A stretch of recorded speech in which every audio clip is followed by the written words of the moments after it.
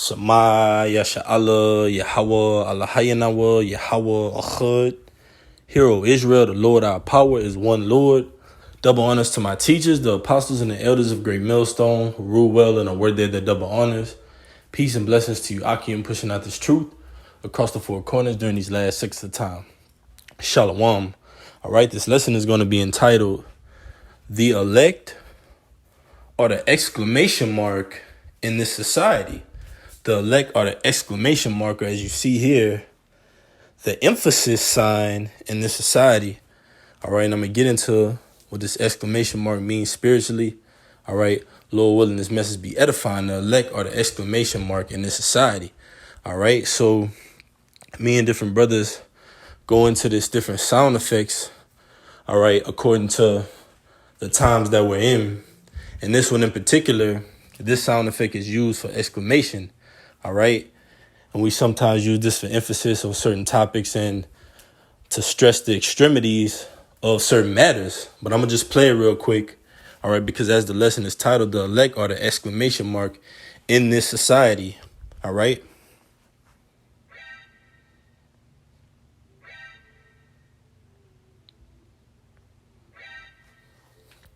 Kind of Lord willing, you were able to hear that. So that's the exclamation sound effect. All right. And when you hear that sound, ultimately, it sounds like the blowing of a trumpet.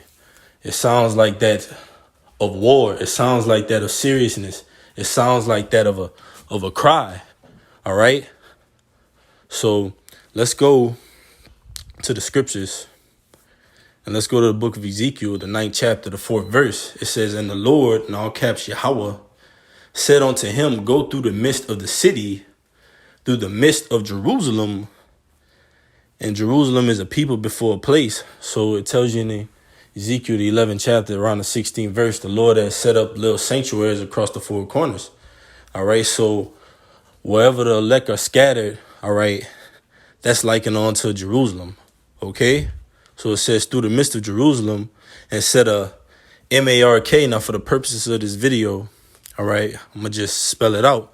All right. Because I pretty much made the point with the title of the lesson. The elect are the emphasis sign in the society. All right, and you have the emphasis or the exclamation emoji right there highlighted. All right, so it says Ezekiel 9:4, "And the Lord Yahweh said unto him, Go through the midst of the city, through the midst of Jerusalem, and set a M-A-R-K upon the foreheads of the men that sigh and that cry for all the abominations that be done in the midst thereof." And that sighing and that crying is likened on to exclamation. All right. That sighing and that crying that the elect do is likened on to an exclamation. Okay. So it says, set a M-A-R-K upon the foreheads of the men that sigh and that cry for all the abominations that be done in the midst thereof. Now we're going to identify what that M-A-R-K is. Okay. Because there's another M-A-R-K in Revelation 13:16, which is the charagma. All right. Don't take the charagma. Okay. But this M-A-R-K is the M-A-R-K of exemption. Let me get this really quick. This is Psalms 37:37. It says, "Mark M-A-R-K, the perfect man, and behold the upright, for the end of that man is peace." So this is a different type of it. Mark is talking about here, man. All right. It's talking about that of exemption. All right. To not be a partaker of the judgments. All right. And the penalties that are going to be set for the wicked. All right. As the scripture says, the scourge is for amendment. So it says back in Ezekiel 9:4 again, "And the Lord said unto him, Go through the midst of the city, through the midst of Jerusalem, and set a M-A-R-K upon the foreheads of the men that sigh and that cry for all the abominations that be done in the midst thereof." Now let's go. All right.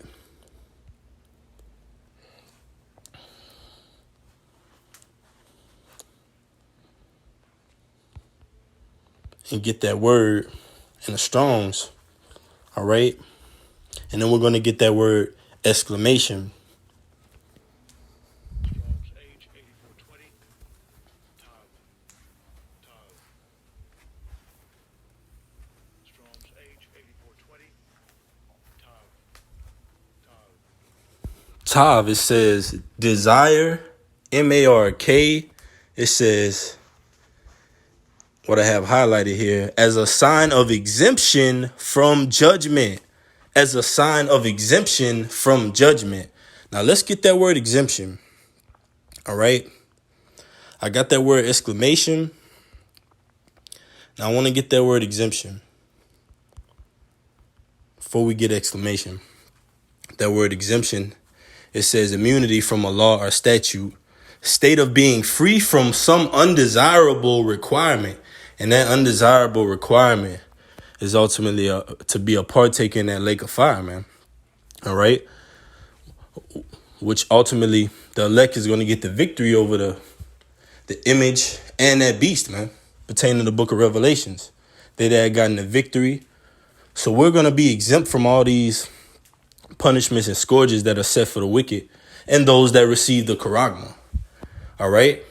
So the elect are the emphasis sign or the exclamation sign in this society. Now let's go and get that word exclamation. And then we're going to go back to Ezekiel 9:4. It says, exclamation, late 14th century, exclamation. It says, a calling or crying aloud. A calling or crying aloud, that which is uttered with emphasis or passion of vehement speech or saying. It says a loud calling or crying out. And the scriptures tells us to what? And this is beautiful. This is Isaiah 58:1. Cry aloud, spare not. Lift up thy voice like a trumpet. There you go. The elect of the exclamation mark in the society.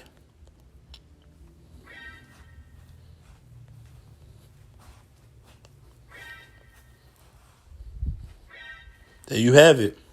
Okay, cry aloud, spare not, lift up thy voice like a trumpet, and show my people their transgressions and the house of Jacob their sins. And how are we ultimately doing that? All right, by casting away those stumbling blocks that are before our people, telling them their nationality according to the Bible, the name of the Lord and his son by their true Hebrew names, who the enemy is. All right, those 3 lyrics found in Revelation, the 14th chapter. Fear Yahweh B'Shem Yahushai. All right, America, Babylon will be destroyed. And don't take the charagma. Okay, that's what we're crying aloud for. And for that, we're going to receive exemption.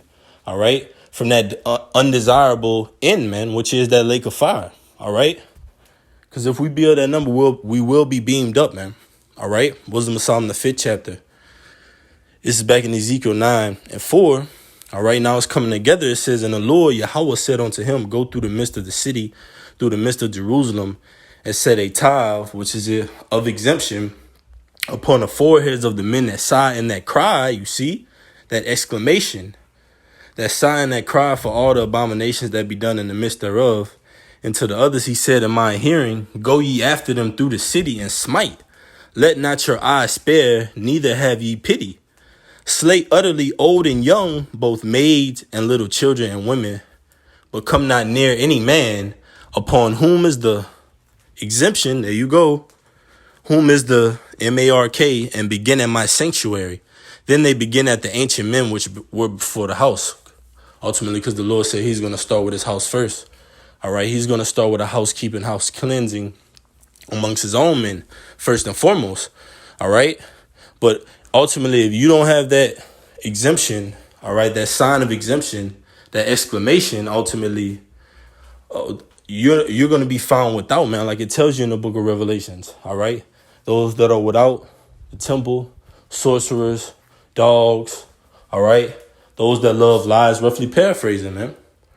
All right. So we see this ultimately great judgment happening, and the elect are being sealed up ultimately unto that exemption. This is Amos 3:6. Shall a trumpet be blown in the city, and the people not be afraid? Shall there be evil in the city, and the Lord had not done it? Surely the Lord Yahweh will do nothing, but he revealed his secret unto his servants, the prophets. Now let's see if there's something on that in the NLT. All right.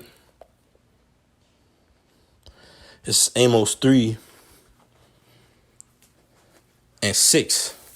In the NLT, when the ram's horn, all right, shofar, blows a warning, shouldn't the people be alarmed? Right, because when Oh, does thou cometh in peace?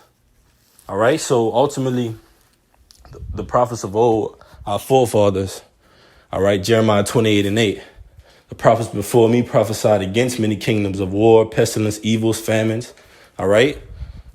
Ultimately, leading up to this point right now where we're hearing Americans scattered across the four corners of the earth, all right, where great hell and great evils are growing upon the earth, where the centerpiece of prophecy, Revelation 13:16, is being ushered to the forefront.